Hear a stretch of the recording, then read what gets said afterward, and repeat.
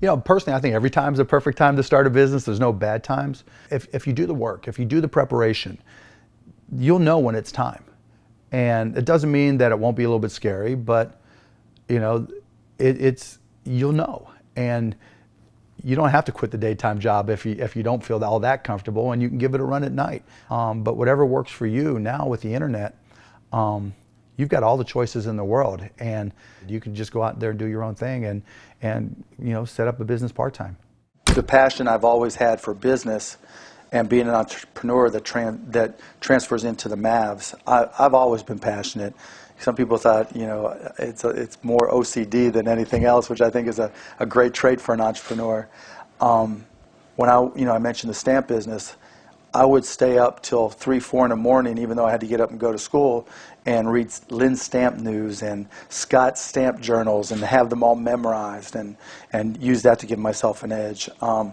Even when I was in college, I'd be in the library reading business books and just looking for business biographies and just reading all I could about business.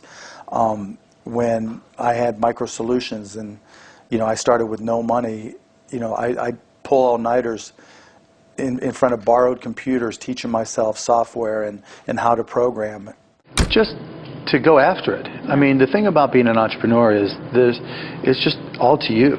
A lot of people like to make excuses. I don't have connections, I don't have money, I don't have this, but if you find something that you like to do or love to do, be great at it and see if you can turn it into a business. In worst case, you're going to have fun doing what it is you love to do. In best case, you can turn it into a business. I'm just not big on excuses. I just think if everybody has that opportunity to go for it, they just got to do it. One of the things that companies do or startups do, they come up with an idea, they'll Google it, and if they don't see it in the first 2 pages, they think it's original. You got to go back. Right? Because over the past 15 years, there's so many different businesses that have tried and failed. You have to go back and find those and learn from those. So you've got to understand all the implications, and you have to learn from history. And so the best advice I can give you on a video before talking to you or emailing with you is that you've got to find out the history of people who have tried your idea, because there's a 99.99999% chance that your idea has been tried before. That's not a good reason not to start it, because you might be able to outperform them, but you better learn from the history of your idea, because you know what they say about people who don't learn from history. I've always just really enjoyed just the competition of business. I think, in the sports business, I'll talk to our players and it'll be like, well, you guys compete for 48 minutes and you practice a couple hours and you work on your game independently a couple hours. But the ultimate sport is business, because you have to compete with everybody. And you have to do it 24/7 by 365 days a year forever. And there's always somebody out there trying to kick your butt. There's always somebody who looks at your business and says, I can do that better, I have a better idea. And you have to compete with that person. And all the while you have to make your customers happy, your employees happy. It's the competitive side of me that, in any entrepreneur, that I think that has to drive you. And I think that carries over into the Mavericks. I want to win and I want to compete. 99% of small businesses you can start with next to no capital. It's more about effort. Small businesses don't fail for lack of capital. They fail for lack of brains. They fail for lack of effort.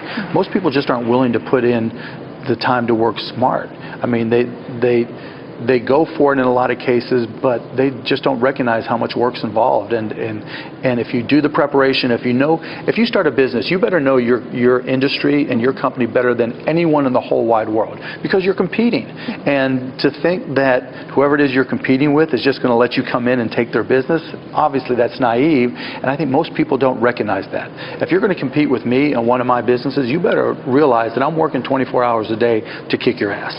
One of the big things that all startups do is they lie to themselves over and over and over.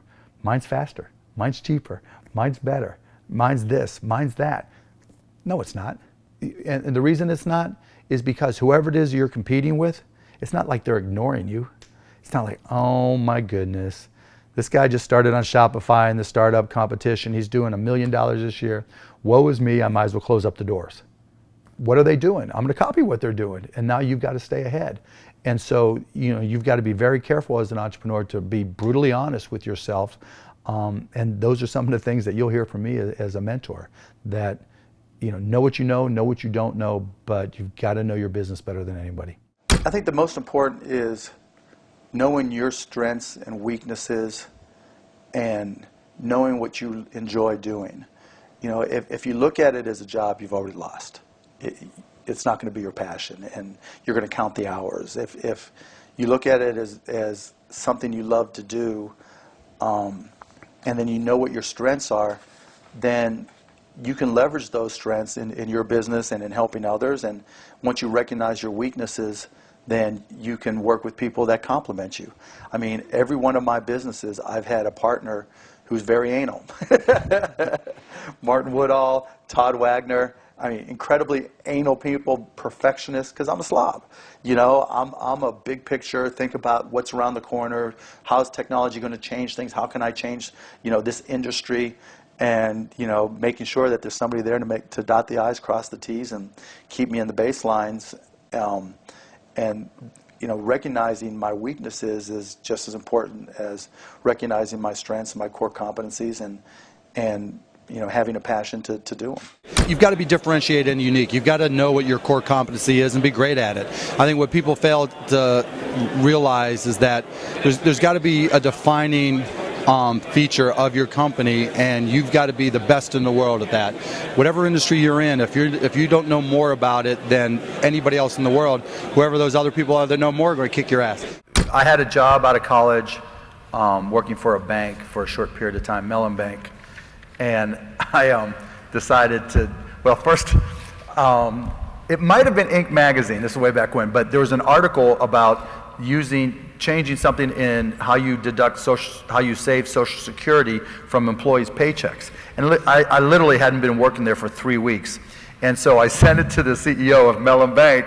Hey, I thought you might be interested in this. Literally, some guy he never heard of. And I got a note back, said thank you. And I'm thinking, okay, look, my whole motive in taking a job working for somebody was to help them become more profitable. That's the way I always looked at it.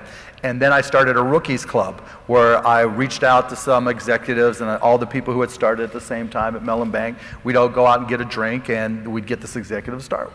And I didn't run it through my boss or anything. And so my boss at the time calls me in and said, "You're doing this." I said, "Yeah," thinking he's going to say great. He just starts screaming at me and reaming me. "How could you do this? You go everything through me. You work for me."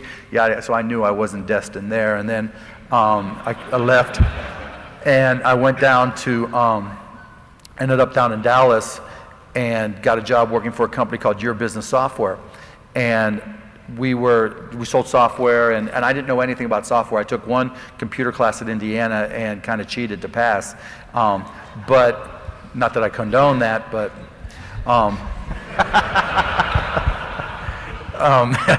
and so I had a customer, and I'd stay up all night reading. I figured, computers were new, and technology was new. This technology was new, so no one had a head start on me, because it was changing so rapidly like it is today, that if I just put in the time, I can learn as much as anybody else. And so I taught myself, I'd stay up late reading software manuals, taught myself different little simple programming languages, and kept on getting bigger and bigger and better and better. But it was at a retail store, and one of my responsibilities was to come in, sweep the floor, wipe down the windows, and open the store. And I had a customer who wanted me to come out there and close a deal, and it was a $15,000 deal, $1,500 commission to me.